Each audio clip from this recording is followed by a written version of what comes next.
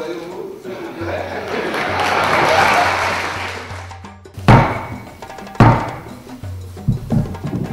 La séance est reprise.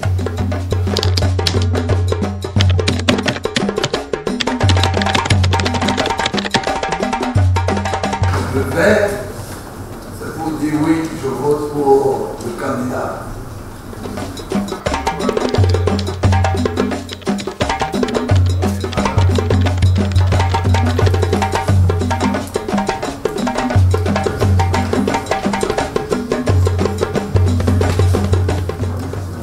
Est proclamé élu président de l'Assemblée nationale pour la législature pour les 4 années à venir, M. Boulavono Louis.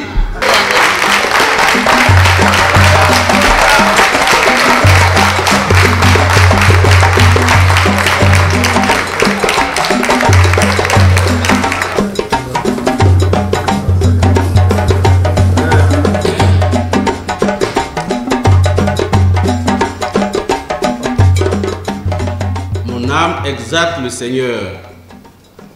Exulte mon esprit en Dieu mon Sauveur.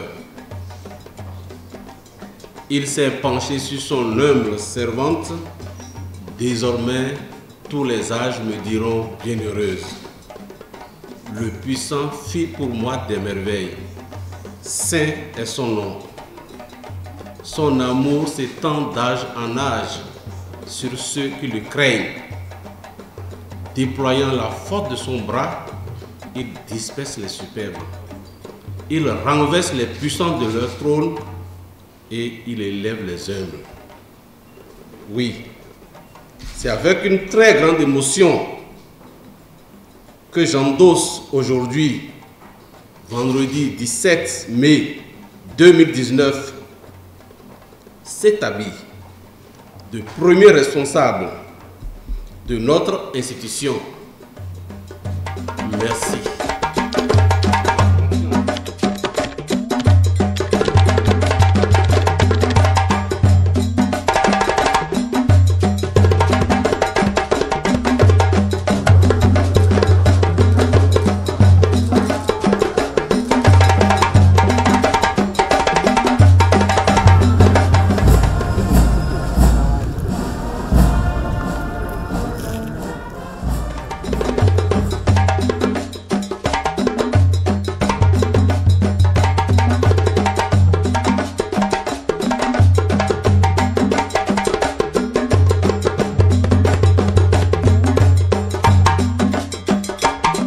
La 8e législature est celle de tous les défis. Bien entendu, nous devons nous acquitter des tâches que la Constitution nous confère. Légiférer et contrôler l'action du gouvernement. Outre ces activités traditionnelles, la situation politique dans notre pays nous impose d'élargir notre champ d'action et d'innover. Seigneur, fais de moi un instrument de ta paix. Là où il y a la haine, que je mette l'amour. Là où il y a l'offense, que je mette le pardon.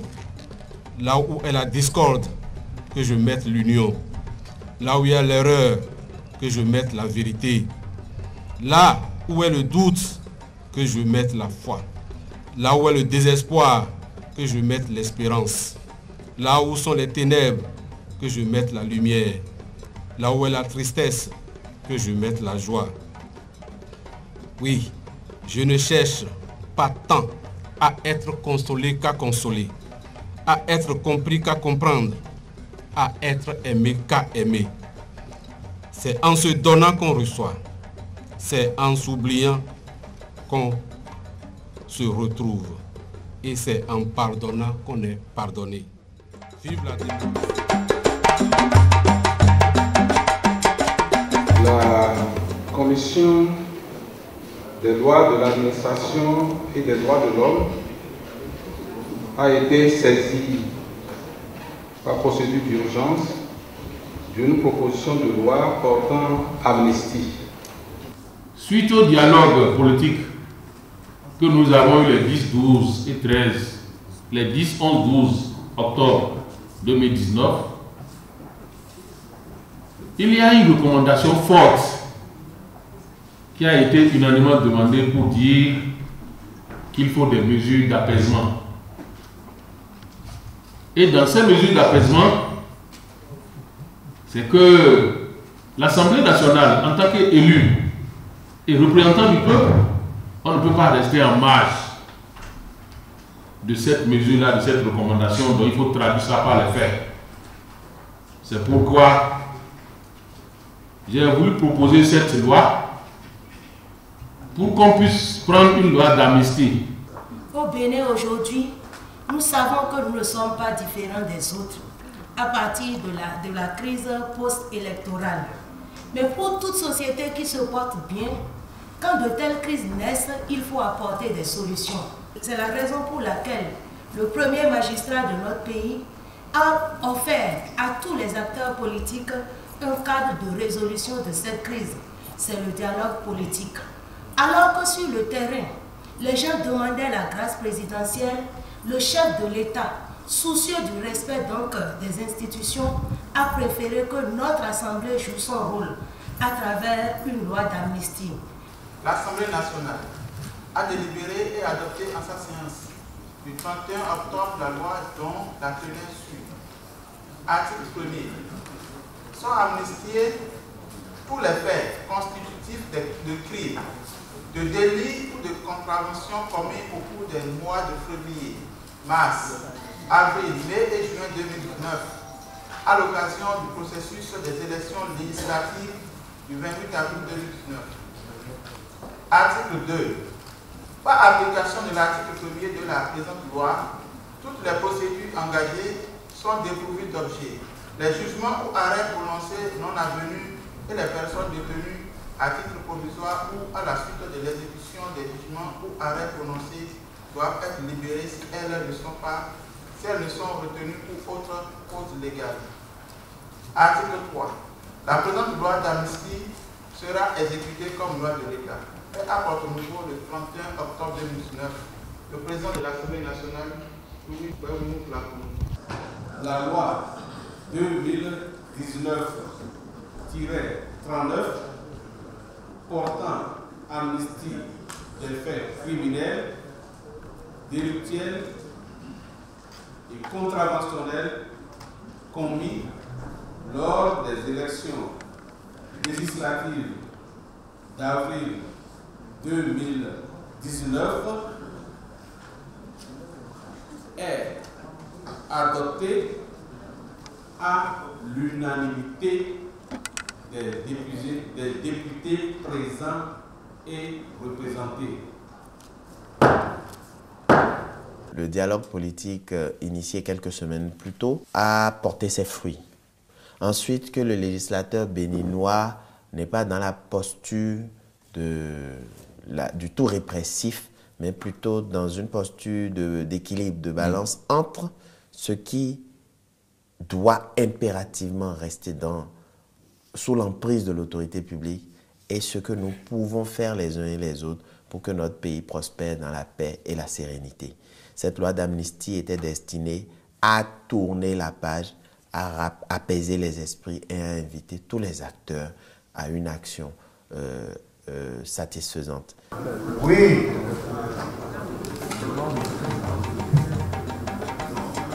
Oui. Oui. Oui.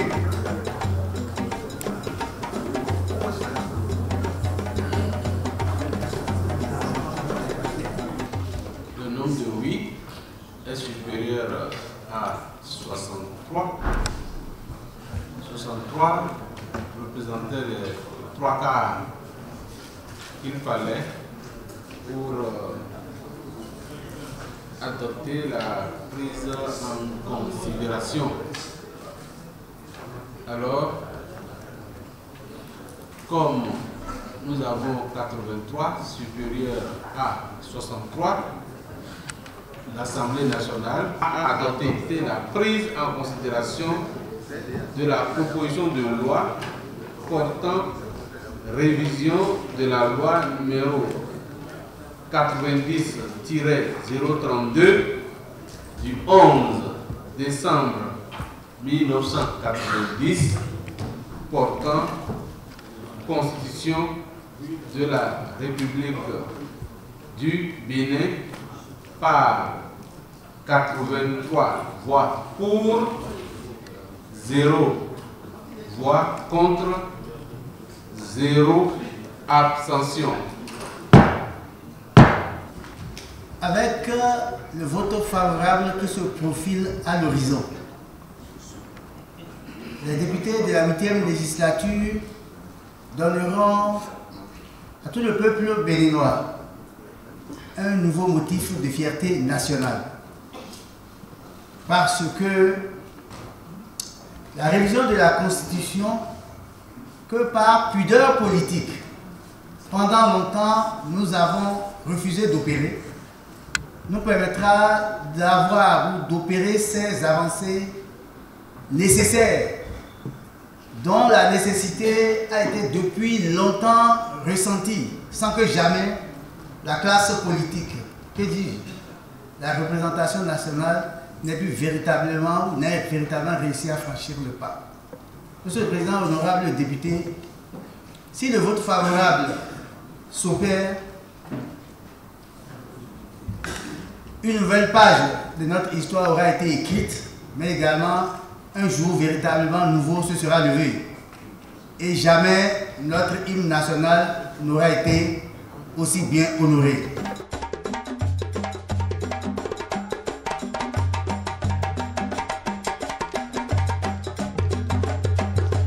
Ce n'est pas le succès ou ce n'est pas le fait d'avoir modifié cette constitution qui consiste en un succès que revendique la 8e législature.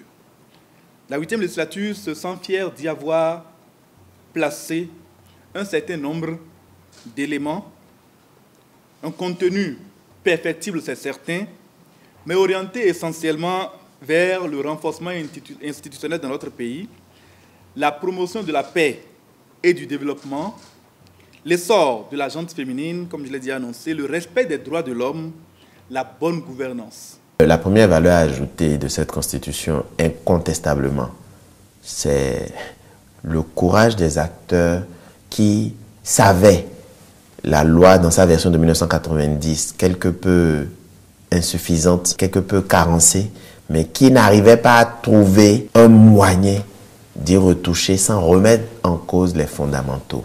C'est vraiment le premier acquis politique. Au-delà, chaque pouvoir a fait l'objet de retouches. J'entends le pouvoir exécutif. Aujourd'hui, le président de la République n'est plus élu tout seul. Oui. Il est élu en duo avec un vice-président dont les modalités de choix, de remplacement ont été précisées dans le texte constitutionnel. Le président de la Cour constitutionnelle qui pouvait siéger en lieu et place du président de la République en cas de démission ou d'empêchement définitif du président de la République et d'indisponibilité du président de l'Assemblée nationale ne peut plus. Donc, quand le président de la République ne peut pas siéger, c'est le vice-président de la République qui prend sa place et termine le mandat. En cas d'empêchement ou d'indisponibilité du vice-président de la République, c'est le président de l'Assemblée nationale. Le deuxième pouvoir qui a été immédiatement affecté par le texte, c'est le Parlement où nous nous trouvons. L'Assemblée nationale continue de voter la loi et de contrôler l'action du gouvernement, mais l'Assemblée nationale a aujourd'hui une limitation du nombre de mandats que peut faire un député. La Cour constitutionnelle est venue éclairer l'opinion et tous les acteurs politiques sur la compréhension qu'il fallait avoir de ces dispositions-là, puisque cette règle n'entre en vigueur qu'à compter au plus tôt de la 9e législature. Concrètement, il me plaît de rappeler que la révision de la Constitution intervenue en novembre 2019 a consacré et renforcé l'avènement d'un nouveau système partisan axé sur la création de grands ensembles politiques fondés autour d'idéaux et non autour de leaders charismatiques ou de personnalités fortunées, comme on a pu le voir par le passé. Les élections générales, le seuil minimal de suffrage pour être attributaire de sièges à l'occasion des élections législatives et communales, le duo présidentiel, le parrainage des élus, etc., Ces événements, ces éléments entrent en ligne de compte des principales réformes politiques établies par la 8e législature. Séance plénière du jeudi 7 novembre 2019. Ordre du jour. Premier point. Examen de la proposition de loi modifiant et complétant la loi numéro 2018-23 du 17 septembre 2018 portant charte des partis politiques. 2. Examen de la proposition de loi portant financement des partis politiques en République du Bénin. Le premier point à l'ordre du jour. Examen de la proposition de loi portant modification et complétant la loi 2018-23 du 17 septembre 2018 portant charte des partis politiques. Monsieur le Président, la révision de cet article a été suggérée depuis l'année passée suite à la délibération de la Sénat quant aux partis devant participer aux élections législatives. Les partis politiques qui n'ont pas réussi à avoir leur certificat de conformité ont dû manifester en ce temps déjà la difficulté d'opérationnalisation de cet article relatif à la charte. Monsieur le Président, cette révision également a été réitérée lors du dialogue politique dernier. Et nous, en tant que signataires de la proposition de loi, nous n'avons fait que porter la volonté de toute la classe politique. Dans le domaine politique, la charte des partis politiques qui avait déjà été votée au titre de la 7e législature a été modifiée. Le statut de l'opposition a été voté. La loi portant financement public des partis politiques a été votée. De sorte que, outre la Constitution, nous avons aujourd'hui un cadre légal relativement riche qui permet d'organiser l'action politique. J'avais évoqué la loi électorale, le code électoral.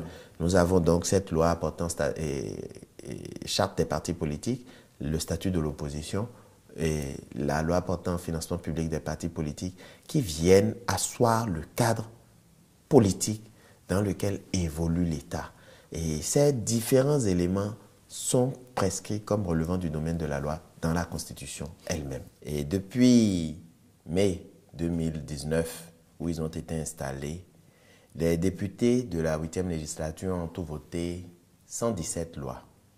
117 lois, c'est beaucoup de travail. C'est beaucoup de travail pour les députés parce qu'il faut prendre connaissance de chacun des textes, s'assurer en termes de conviction personnelle qu'ils sont en état de voter ce texte, faire les débats, puis procéder à l'adoption du texte après que celui-ci aura été passé par le filtre de chaque commission. Donc c'est un travail de tous les instants et le président Louis Béounou-Vlavonou n'a jamais manqué de remercier ses collègues députés pour leur sens patriotique. Et le 8 décembre dernier, le président de la République lui-même est venu leur rendre un hommage en direct pour saluer leur engagement et la masse de travail à laquelle ils se sont investis pour le bien du peuple béninois. La 8e législature est incontestablement l'une des plus prolifiques et il faut appeler l'attention du public sur le fait qu'il y aurait eu certainement beaucoup plus de lois si la révision constitutionnelle intervenue en 2019 n'avait pas retiré du domaine de la loi l'autorisation de ratification des conventions de financement. Parce que depuis le début de l'année 2020, il ne vient plus à l'Assemblée nationale des projets de loi portant autorisation de ratification des prêts, des accords de prêts, des accords de dons, des accords de crédits divers que le gouvernement va contracter. Si il y avait eu, en sus de toutes les lois votées, celles qui sont relatives aux conventions de financement, nous serions à un nombre largement plus élevé.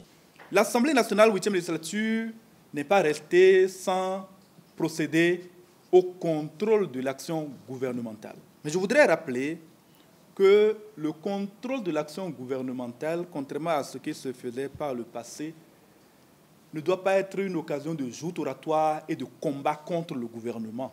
L'Assemblée nationale, 8e législature, s'est évertuée à procéder à des questions écrites, à des commissions d'enquête, à des questions directes, des questions au sein de l'hémicycle, oral donc, avec débat, souvent, questions orales sans débat, parfois. Je peux vous dire que si vous prenez toute la législature, c'est la 2e législature qui a été la plus prolifique en matière de contrôle parlementaire de l'action gouvernementale. Assez de questions posées et des questions qui ont toutes les questions dans tous les domaines. Que vous prenez les questions orales avec débat, que vous prenez les questions d'actualité, que vous prenez les questions écrites, toutes ces questions ont été examinées au-delà de 50%.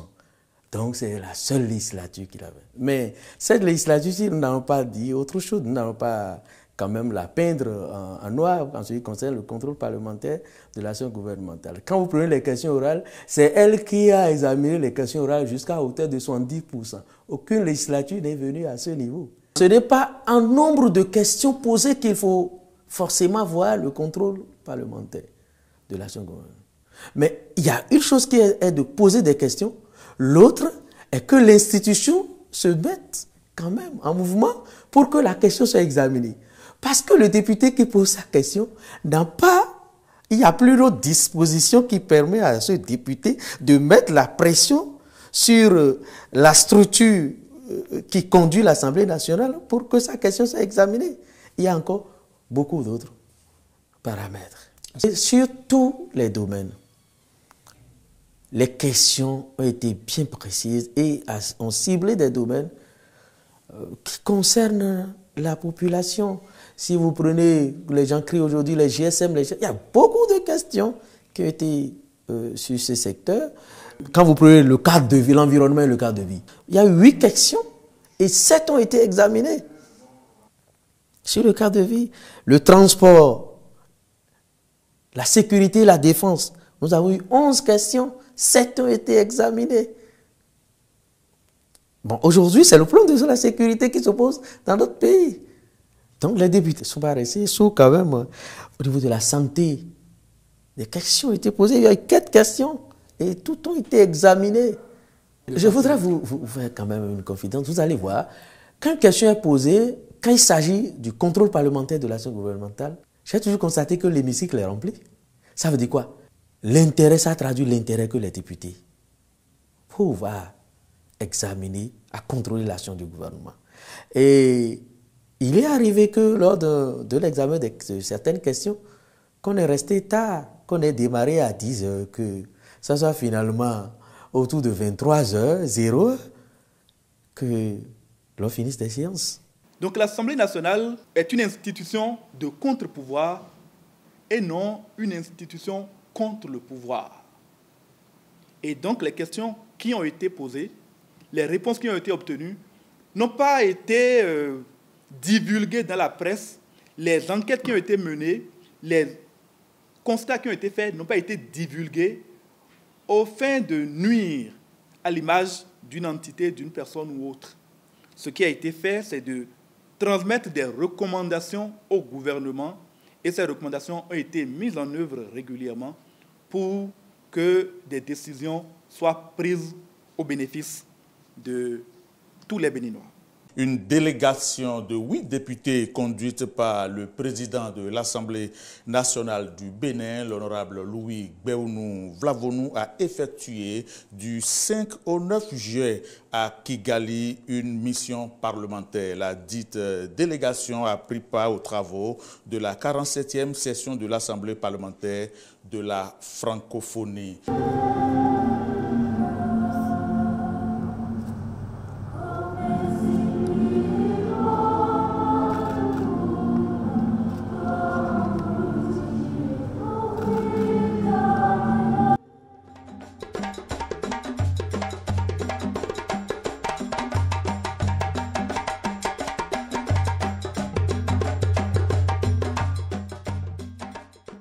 J'ai été content d'être béninois à cette assemblée-là. Dans la mesure où le Bénin a tonné une fois, 2 fois, 3 fois dans les commissions. Tout le monde parlait du Bénin. Et je crois que c'est à notre chef d'orchestre qu'il faut ça. Que vous allez dans un sommet de 90 pays et que tout le monde parle de vous, il faut quelqu'un pour orchestrer ça. Le Parlement du Bénin, juste après les élections d'avril-mai 2019, avait été placé, avait été mis sous alerte par l'Assemblée parlementaire de la francophonie.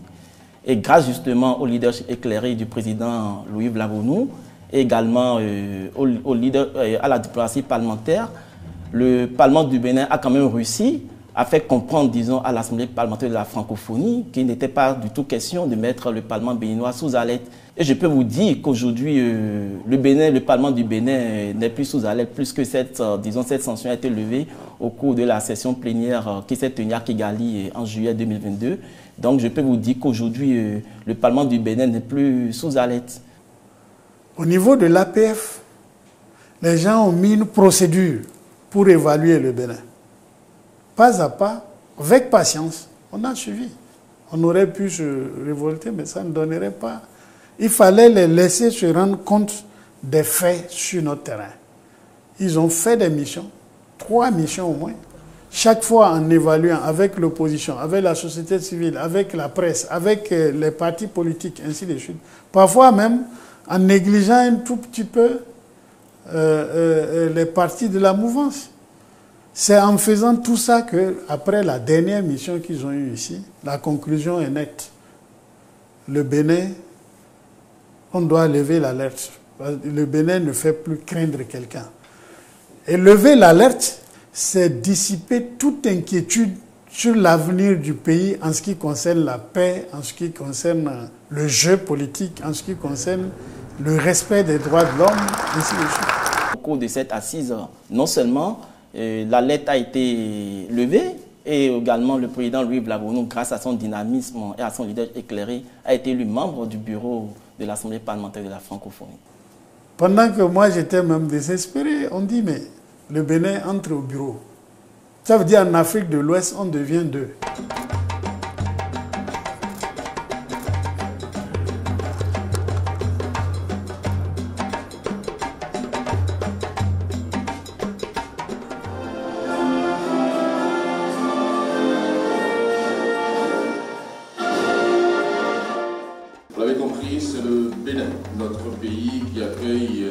Le Bénin se réjouit particulièrement d'accueillir l'Assemblée générale biennale du réseau des parlementaires contre la corruption, Région Afrique, APNAC Afrique. En juillet 2022, nous avons quand même organisé une grande conférence au niveau continental qui a quand même connu la participation du président de l'Assemblée nationale du Côte d'Ivoire avec bien sûr le vice-président du Parlement panafricain. Et à cette occasion, le Bénin a été élu justement président de l'APNAC, c'est-à-dire le réseau des parlementaires africains contre la corruption. À un moment donné, on s'était dit qu'il fallait quand même faire un bilan de la diplomatie parlementaire sous l'aide de la 8e législature. Et à cette occasion, justement, nous avons quand même invité la quasi-totalité des membres du corps diplomatique qui ont fait le déplacement sur Cotonou, sur Porto-Novo, ce qui témoigne justement de l'image de marque que cette assemblée-là a pu quand même imprégner au sein de la scène politique internationale. Nous avons signé à cette occasion un accord cadre de coopération entre le ministère des Affaires étrangères et l'Assemblée nationale. Et ce cadre de concertation, cet accord que nous avons signé, permettra en réalité de renforcer les liens de coopération institutionnelle entre le ministère des Affaires étrangères et l'Assemblée nationale. Il y a un dynamisme qui a été noté en termes de diplomatie parlementaire. Je voudrais d'abord mentionner que la journée de la diplomatie parlementaire qui a été récemment organisée est à l'actif de cette législature parce que le format dans lequel cette 3e journée de la diplomatie a été organisée est bien différent de ce que nous avons vécu jusque-là.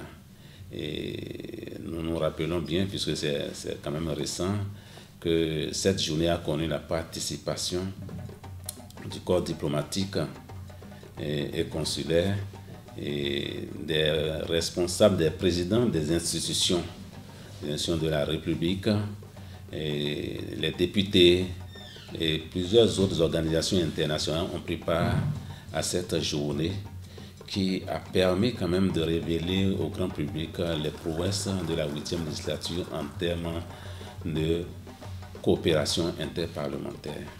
Alors, en termes de retombées de cette diplomatie, nous pouvons noter que plusieurs députés ont pu être positionnés dans des instances parlementaires au plan international.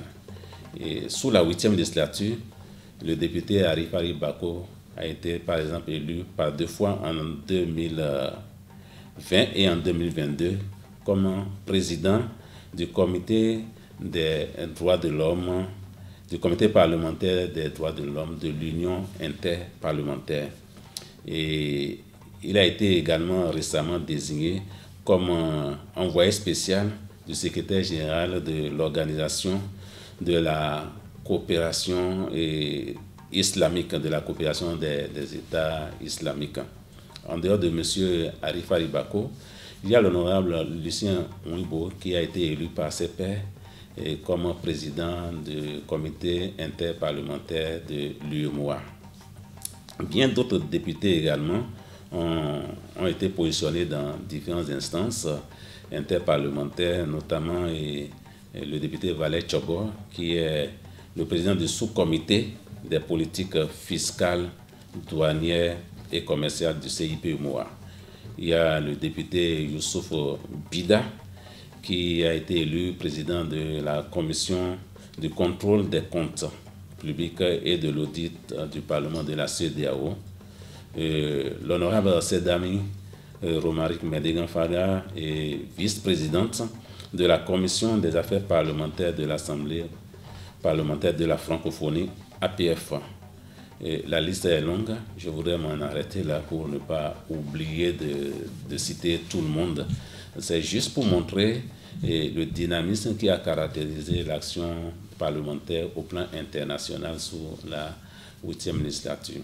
La diplomatie parlementaire ouvre des horizons complémentaires et parfois et quelquefois inexplorés de la diplomatie régalienne classique conduite par l'exécutif. Dès lors, l'internationalisation croissante de l'activité parlementaire doit s'apprécier non comme un empiètement des prérogatives des exécutifs, mais plutôt comme une entreprise complémentaire, s'inscrivant dans la dynamique émergente et plurielle de l'action diplomatique, notamment au plan culturel, sportif, institutionnel, et j'en passe. Considérée sous cet angle, la participation des parlementaires aux débats sous-régionaux, continentaux ou interrégionaux constitue un aspect essentiel du développement des relations internationales contemporaines.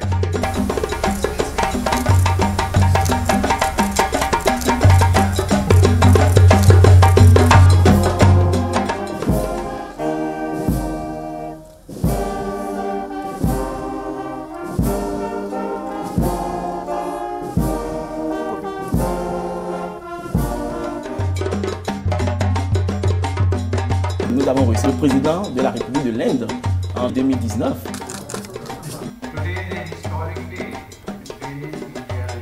Nous avons reçu également le vice-président du Parti communiste chinois qui est venu également au Bénin à la tête d'une délégation de haut niveau. Nous avons également accueilli des sénateurs français, nous avons accueilli des députés autrichiens, nous avons accueilli des députés allemands, pour ne citer que ceux-là, pour vous dire qu'en réalité, le Parlement du Bénin a quand même crédibilité aujourd'hui sur le plan international. Des réformes dans la gouvernance parlementaire. La 8e législature a accompli là aussi d'importantes avancées. En termes de réformes phares qui ont impacté l'administration, c'est surtout les réformes structurelles. Et tout est parti de la relecture du règlement intérieur de l'Assemblée nationale, et disons qui constitue le socle de toutes les réformes que nous avons au plan structurel au niveau du secrétariat général administratif.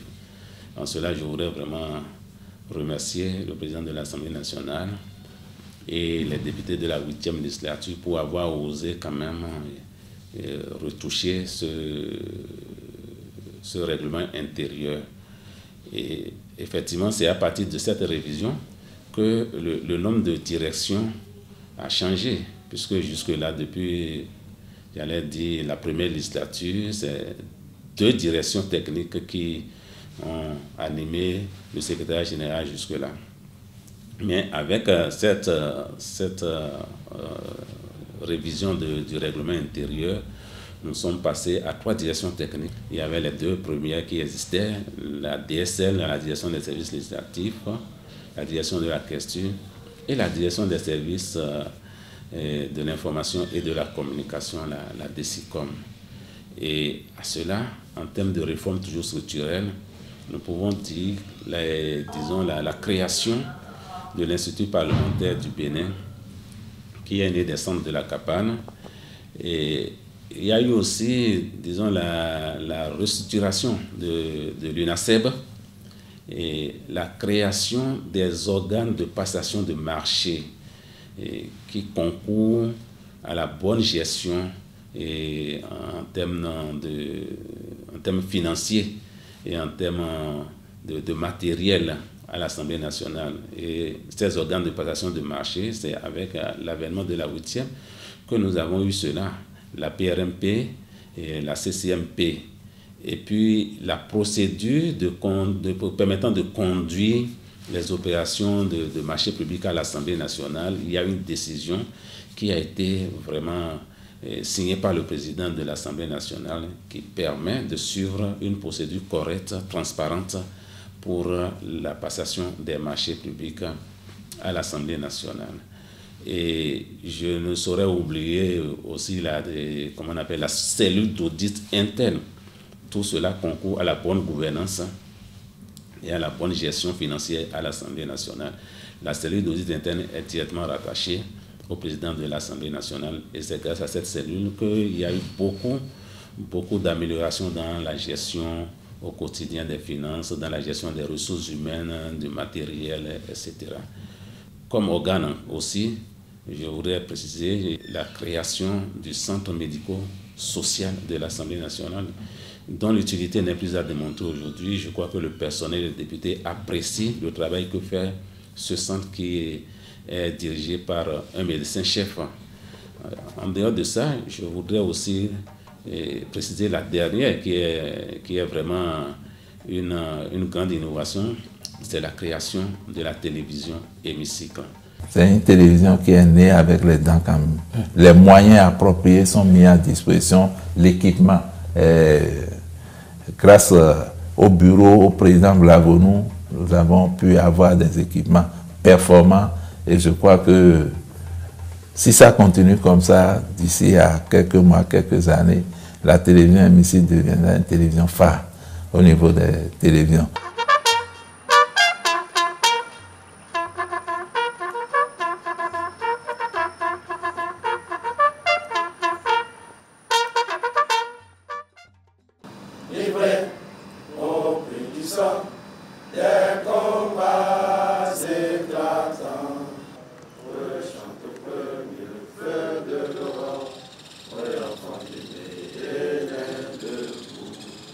Le président de la 8e législature a également travaillé énormément à la promotion du patriotisme et du vivre ensemble.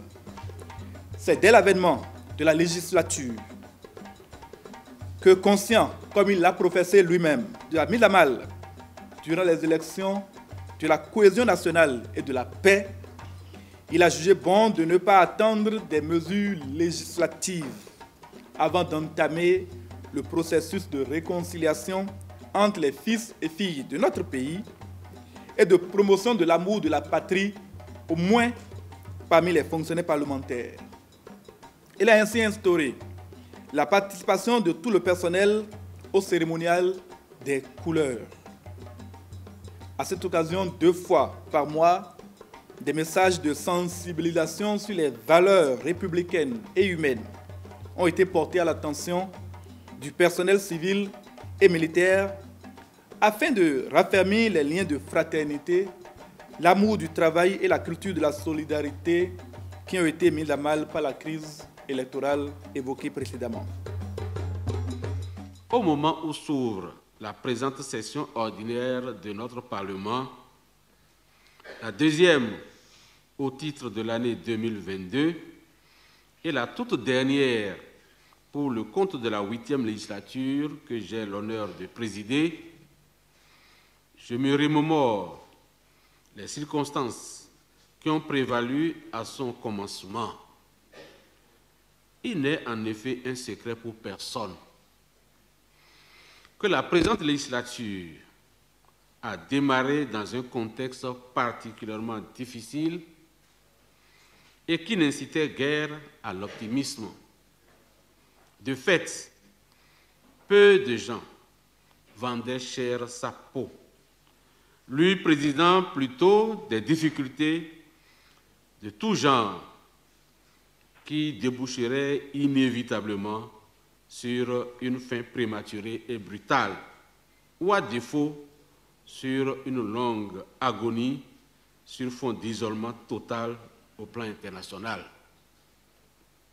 Ces sombres prophéties, inspirées par les frustrations ressenties, plus à tort qu'à raison, par une frange de la classe politique, à l'issue des élections législatives du 28 avril 2019, du fait de la mise en œuvre conséquente de la réforme du système partisan, pourtant voulue par l'ensemble des acteurs politiques et opérée par les députés de la 7e législature. Ces sombres prophéties, disais-je, ne se sont pas réalisées.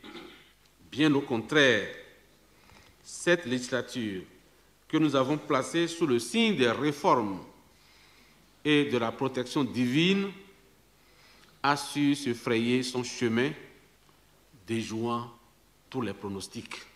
Nous vous félicitons, Monsieur le Président de l'Assemblée nationale. Vous avez fait honneur à tous vos collègues que nous sommes, mais aussi à vos camarades Union progressiste, le renouveau que nous sommes.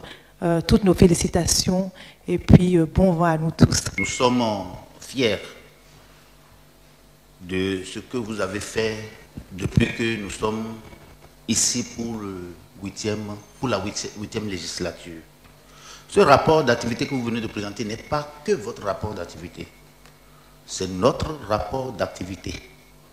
C'est le rapport d'activité de chacun des députés de la 8e législature. Et nous sommes vraiment fiers. Jour après jour, session ordinaire après session ordinaire, de l'amélioration que nous constatons dans ce rapport. L'atmosphère a été conviviale, globalement conviviale dans tous les 4 ans. Et par la même occasion, vous dire merci pour avoir su, et qui est quand même dans une très grande mesure, donc mettre la main de part et d'autre, calmer les ardeurs négatives, encourager la positivité. Donc, dans tous les cas, au sein de notre groupe parlementaire, nous tenons à vous féliciter et vous dire merci. Moi, je veux vous exprimer le bonheur, l'honneur et surtout ma satisfaction d'avoir travaillé avec vous pendant ces 4 ans. Cette satisfaction, je vous le dirai, je sais que mes collègues pensent la même chose que moi, mon président de groupe parlementaire vous l'a exprimé. C'est avec beaucoup de fierté que j'évoquerai mon appartenance à cette 8e législature que vous avez gérée. Avec beaucoup de fierté que j'évoquerai, que je défendrai votre bilan. J'ai connu plusieurs législatures dans ma vie et des législatures lointaines parfois qui m'ont permis de faire des rapprochements. Et je peux vous dire, Monsieur le Président, quel que soit ce que quelqu'un peut dire, vous avez eu la meilleure législature. En tout cas, jusqu'à la date d'aujourd'hui. Au-delà de ça, Monsieur le Président, je suis membre de la minorité de ce Parlement. Quand on vient dans un parlement, ce n'est pas parce que nous sommes de la mouvance que tout devait se dérouler sans accroc. Nous devrions, sur la base des intérêts, parfois être divergents. Mais je veux ici vous porter témoignage et vous exprimer la gratitude, ma gratitude et celle de mes collègues, pour la gestion inclusive que vous avez mise en œuvre durant tout votre mandat. Monsieur le Président, Mesdames et Messieurs les députés, je ne peux finir mes propos sans vous adresser mes salutations et mes remerciements de manière toute particulière. Votre législature a du mérite.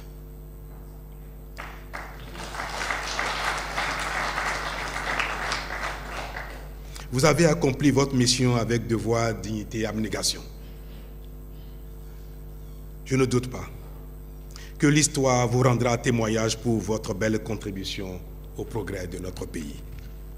Je suis fier de cette législature. Je voudrais leur dire que vous avez marqué un tournant dans l'histoire politique du pays.